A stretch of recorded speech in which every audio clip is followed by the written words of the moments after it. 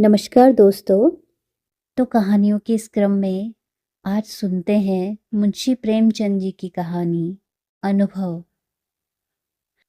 प्रियतम को 1 वर्ष की सजा हो गई और अपराध केवल इतना था कि 3 दिन पहले जेठ की तपती दोपहरी में उन्होंने राष्ट्र के कई सेवकों को शरबत पान से सत्कार किया था। मैं उस वक्त अदालत में खड़ी थी। कमरे के बाहर सारे नगर की राजनीतिक चेतना किसी बंदी पशु की भांति खड़ी चीत्कार कर रही थी। मेरे प्राण धन हथकड़ियों से जकड़े हुए लाए गए। चारों ओर सन्नाटा छा गया। मेरे भीतर हाहाकार मचा हुआ था, मानो प्राण पिघला जा रहा हो। आवेश की लहरें सी उठ उठ कर समस्त शरीर को रोमांचित किए देती थी। ओह, इतना गर्व मुझे कभी नहीं हुआ था। वह अदालत, कुर्सी पर बैठा हुआ अंग्रेज अफसर, लाल जरीदार पगड़ियां बांधे हुए पुलिस के कर्मचारी, सब मेरी आंखों में तुच्छ जान पड़ते थे। बार बार जी में आता था दौड़कर जीवन धन के चरणों में लिपट जाऊं और उसी दशा में प्राण त्याग दूं। कितनी शांत, अविचलित, तेज और स्वाभिमान से प्रदीप्त मूर्ति थी। ग्लानि, विषाद या शोक की छाया भी न थी। नहीं, उन होठों पर एक स्फूर्ति से भरी हुई मनोहारिणी ओजस्वी मुस्कान थी।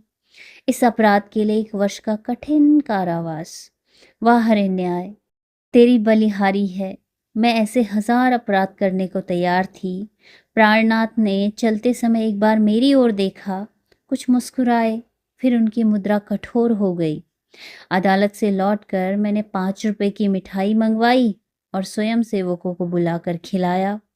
और संध्या समय में पहली बार कांग्रेस जलसे में शरीक हुई। शरीक ही नहीं हुई, मंच पर जाकर बोली और सत्याग्रह की प्रतिज्ञा ले ली। मेरी आत्मा में इतनी शक्ति कहाँ से आ गई, कह नहीं सकती। सर्वस्व लुट जाने के बाद फिर किसकी शंका और किसका डर। विधाता का कठोर से कठोर आघात भी अब मेरा क्या हित कर सकता था। दूसरे दिन मैंने 2 तार दिए, एक पिताजी को, दूसरा ससुर जी को। ससुर जी पेंशन पाते थे। पिताजी जंगल के महकमे में अच्छे पद पर थे, पर सारा दिन गुजर गया। तार का जवाब नदारद। दूसरे दिन भी कोई जवाब नहीं। तीसरे दिन दोनों महाशयों के पत्र आए, दोनों जामे से बाहर थे। ससुर जी ने लिखा, आशा थी तुम लोग बुढ़ापे में मेरा पालन करोगे, तुमने उस आशा पर पानी फेर दिया। क्या आप चाहती हो मैं भिक्षा मांगूं? मैं सरकार से पेंशन पाता हूँ, तुम्हें आश्रय देकर मैं अपनी पेंशन से हाथ नहीं धो सकता। पिताजी के शब्द इतने कठोर न थे, पर भाव लगभग ऐसा ही था। इसी साल उन्हें ग्रेड मिलने वाला था। वह मुझे बुलाएंगे तो संभव है ग्रेड से वंचित होना पड़े। हाँ, वह मेरी सहायता मौखिक रूप से करने को तैयार थे। मैंने दोनों पत्र फाड़कर फेंक दिए और उन्हें कोई पत्र ना लिखा। हाँ, स्वार्थ, तेरी माया कितनी प्रबल है। अपना ही पिता केवल स्वार्थ में बाधा पड़ने के भय से लड़की की तरफ से इतना निर्दय हो जाए। अपना ससुर अपनी बहू की ओर से इतना उदासीन हो जाए। मगर अभी मेरी उम्र ही क्या है, अभी तो सारी दुनिया देखने को पड़ी है। अब तक मैं अपने विषय में निश्चिंत थी, लेकिन अब यह नई चिंता सवार हुई। इस निर्जन घर में निराधार निराश्रय कैसे रहूंगी? मगर जाऊंगी कहाँ? अगर कोई मर्द होती तो कांग्रेस के आश्रम में चली जाती या कोई मजूरी कर लेती। मेरे पैरों में नारीत्व की बेड़ियां पड़ी हुई थी। अपनी रक्षा की इतनी चिंता न थी जितनी अपने नारीत्व की रक्षा की। अपनी जान की फिक्र न थी, पर नारीत्व की ओर किसी की आंख भी न उठनी चाहिए। किसी की आहट पाकर मैंने नीचे देखा। 2 आदमी खड़े थे। जी में आया पूछूं, तुम कौन हो, यहाँ क्यों खड़े हो? मगर फिर ख्याल आया, मुझे यह पूछने का क्या हक?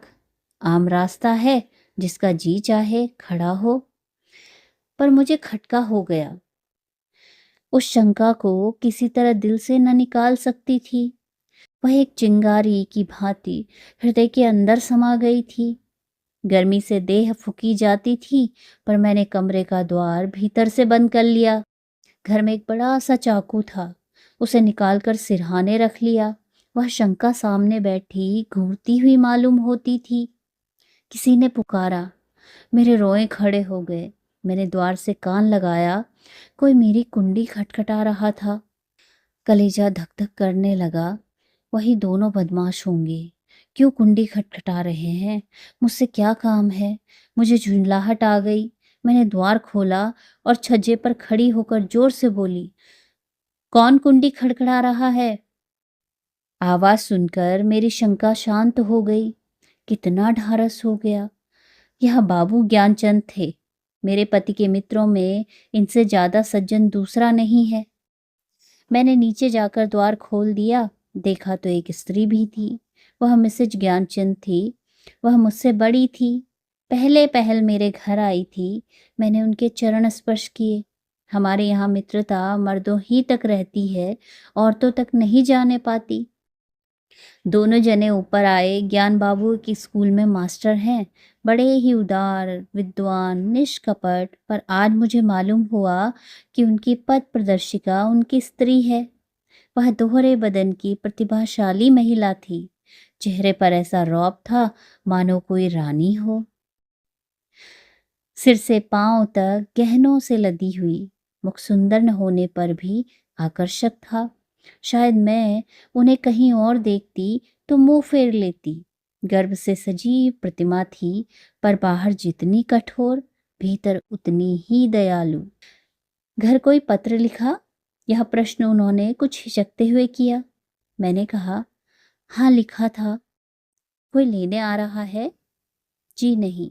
न पिताजी अपने पास रखना चाहते हैं, न ससुर जी। तो फिर क्या? अभी तो यहाँ पड़ी हूँ। तो मेरे घर क्यों नहीं चलती? अकेले तो इस घर में मैं न रहने दूंगी। खुफिया के दो आदमी इस वक्त भी डटे हुए हैं। मैं पहले ही समझ गई थी दोनों खुफिया के आदमी होंगे। ज्ञान बाबू ने पत्नी की ओर देखकर मानो उसकी आज्ञा से कहा, तो मैं जाकर तांगा लाऊं? देवी जी ने इस तरह देखा मानो कह रही हो, क्या अभी तुम यहीं खड़े हो? मास्टर साहब चुपके से द्वार की ओर चले। ठहरो, देवी जी बोली, कै तांगे लाओगे? कै? मास्टर साहब घबरा गए। हाँ कै? एक तांगे पर 3 सवारियां ही बैठेंगी। संदूक, बिछावन, बर्तन भांडे क्या मेरे सिर पर जाएंगे? तो 2 लेता आऊंगा। मास्टर साहब डरते डरते बोले, एक तांगे में कितना सामान भर दोगे? तो 3 लेता आऊं। अरे तो जाओगे भी? जरा सी बात के लिए घंटा भर लगा दिया। मैं कुछ करने न पाई थी कि ज्ञान बाबू चल दिए। मैंने सकुचाते हुए कहा, बहन, तुम्हें मेरे जाने से कष्ट होगा। और देवी जी ने तीक्ष्ण स्वर में कहा, हाँ होगा तो अवश्य। तुम दोनों जून में 2-3 पाव भर आटा खाओगी, कमरे के एक कोने में अड्डा जमा लोगी, सिर में आने का तेल डालोगी। यह क्या थोड़ा कष्ट है? मैंने झेपते हुए कहा, आप तो बना रही हैं। देवी जी ने सहृदय भाव से मेरा कंधा पकड़कर कहा, जब तुम्हारे बाबूजी लौट आवे तो मुझे भी अपने घर मेहमान रख लेना। मेरा घाटा पूरा हो जाएगा। अब तो राजी हुई।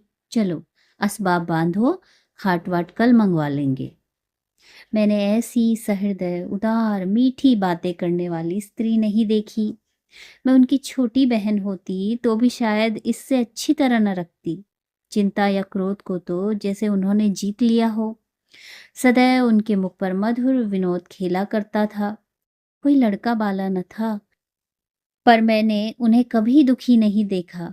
ऊपर के काम के लिए एक लड़का रख लिया था। भीतर का सारा काम खुद करती। इतना कम खाकर और इतनी मेहनत करके वह कैसे इतनी हिष्ट पुष्ट थी, मैं नहीं कह सकती। विश्राम तो जैसे उनके भाग्य में ही नहीं लिखा था। जेठ की दोपहरी में भी न लेटती थी। हाँ, मुझे कुछ ना करने देती। उस पर जब देखो कुछ खिलाने को सिर पर सवार। मुझे यहाँ बस यही एक तकलीफ थी। मगर 8 ही दिन गुजरे थे कि एक दिन मैंने उन्हीं दोनों खुपियों को नीचे बैठा देखा। मेरा माथा ठनका। यह अभागे यहाँ भी मेरे पीछे पड़े हैं। मैंने तुरंत बहन जी से कहा, वो दोनों बदमाश यहाँ भी मंडरा रहे हैं। उन्होंने हिकारत से कहा, कुत्ते हैं, फिरने दो। मैं चिंतित होकर बोली, कोई स्वांग न खड़ा करे।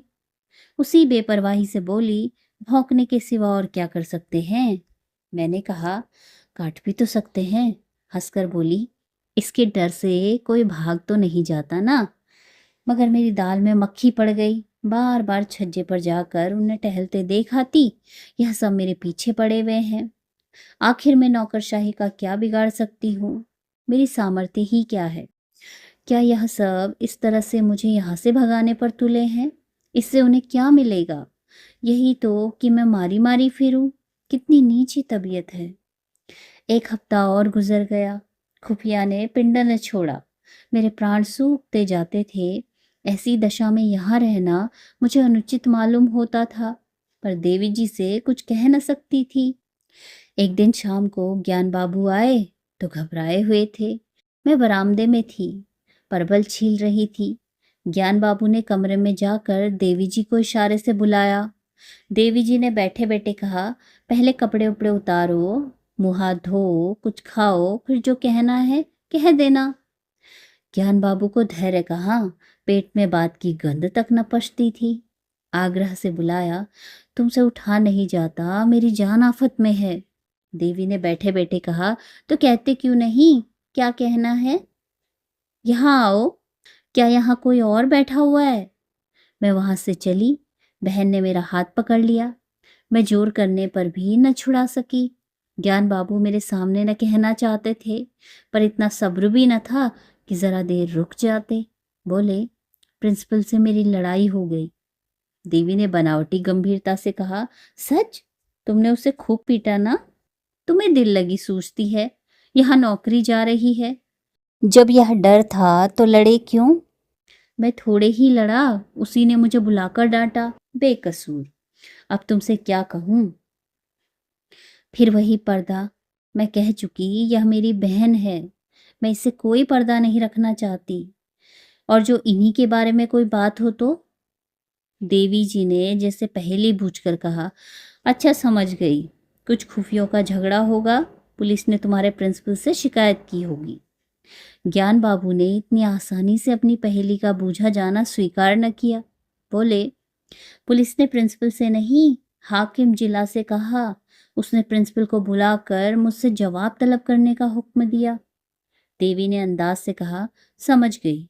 प्रिंसिपल ने तुमसे कहा होगा कि उस स्त्री को घर से निकाल दो। हाँ, यही समझ लो। तो तुमने क्या जवाब दिया? अभी कोई जवाब नहीं दिया। वहां खड़े खड़े क्या कहता? देवी जी ने उन्हें आड़े हाथों लिया। जिस प्रश्न का एक ही जवाब हो उसमें सोच विचार कैसा? ज्ञान बाबू सिट पिटाकर बोले, लेकिन कुछ सोचना भी तो जरूरी था। देवी जी की त्योरियां बदल गई। आज मैंने पहली बार उनका यह रूप देखा। बोली, तुम उस प्रिंसिपल से जाकर कह दो, मैं उसे किसी तरह नहीं छोड़ सकता, और न माने तो इस्तीफा दे दो। अभी जाओ, लौटकर हाथ मुंह धोना। मैंने रोक कर कहा, बहन मेरे लिए। देवी ने डांट लगाई, तू चुप रह। नहीं, कान पकड़ लूंगी। तू क्यों बीच में कूदती है? रहेंगे तो साथ रहेंगे, मरेंगे तो साथ मरेंगे। इस मर्दुए को मैं क्या कहूं? आधी उम्र बीत गई और बात करना ना आया। खड़े सोच क्या रहे हो? तुम्हें डर लगता हो तो मैं जाकर कह आऊं। ज्ञान बाबू ने खिसियाकर कहा, मैं कल कह दूंगा। इस वक्त कहाँ होगा कौन जाने। रात भर मुझे नींद नहीं आई। बाप और ससुर जिसका मुंह नहीं देखना चाहते, उसका यह आदर, राह की भिखारिन का यह सम्मान। देवी, तू सचमुच देवी है।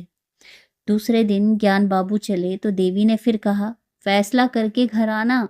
यह ना हो कि फिर सोचकर जवाब देने की जरूरत पड़े। ज्ञान बाबू के चले जाने के बाद मैंने कहा, तुम मेरे साथ बड़ा अन्याय कर रही हो बहन जी। मैं यह कभी नहीं देख सकती कि मेरे कारण तुम्हें यह विपत्ति झेलनी पड़े। देवी ने हास्य भाव से कहा, कह चुकी या कुछ और कहना है? कह चुकी, मगर अभी बहुत कुछ कहूंगी। अच्छा बता, तेरे प्रियतम क्यों जेल गए? इसलिए तो कि स्वयं सेवकों का सत्कार किया था। स्वयं सेवक कौन है? यह हमारी सेना के वीर हैं, जो हमारी लड़ाइयाँ लड़ रहे हैं। स्वयं सेवकों के भी तो बाल बच्चे होंगे, माँ बाप होंगे। वह भी तो कोई कारोबार करते होंगे। पर देश की लड़ाई लड़ने के लिए उन्होंने सब कुछ त्याग दिया है। ऐसे वीरों का सत्कार करने के लिए जो आदमी जेल में डाल दिया जाए, उसकी स्त्री के दर्शनों से भी आत्मा पवित्र होती है। मैं तुझ पर एहसान नहीं कर रही हूँ, तू मुझ पर एहसान कर रही है। मैं इस दया सागर में डुबकियां खाने लगी। बोलती क्या? शाम को जब ज्ञान बाबू लौटे तो उनके मुख पर विजय का आनंद था। देवी ने पूछा, हार की जीत? ज्ञान बाबू ने अकड़कर कहा, जीत? मैंने इस्तीफा दे दिया तो चक्कर में आ गया। उसी वक्त हाकिम जिला के पास गया। वहां न जाने मोटर पर बैठकर दोनों में क्या क्या बातें हुई। लौटकर मुझसे बोला, आप पॉलिटिकल जलसों में तो नहीं जाते? मैंने कहा, कभी भूल कर भी नहीं। कांग्रेस के मेंबर तो नहीं है? मैंने कहा, मेंबर क्या, मेंबर का दोस्त भी नहीं। कांग्रेस फंड में चंदा तो नहीं देते? तो हमें आपसे कुछ नहीं कहना है। मैं आपका इस्तीफा वापस करता हूँ। देवी जी ने मुझे गले लगा लिया। तो मित्रों, बहुत बहुत धन्यवाद इस कथा को सुनने के लिए।